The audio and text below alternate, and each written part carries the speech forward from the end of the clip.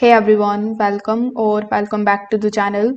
In today's video, I'm going to be reviewing OnlyOffice, which is a free alternative to Microsoft Office, and I'm going to show you why it might be all you need for work or school. Now, OnlyOffice is a full office suite that includes a word processor, spreadsheets, and presentation tools. The best part is that it is completely free to use and it is compatible with Microsoft file formats like docx, xlsx, and pptx.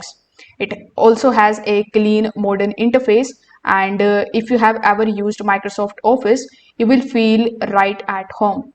Collaboration is also built in. You can work on the documents with others in real time, whether you are online or offline. Unlike many free tools, OnlyOffice doesn't strip down the features. You can get advanced formatting, formulas, and even plugins to extend the functionality.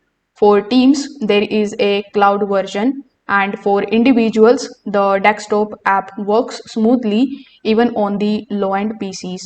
So if you have tired of paying for the Microsoft Office, OnlyOffice is a strong and free alternative that gives you nearly everything without the subscription cost.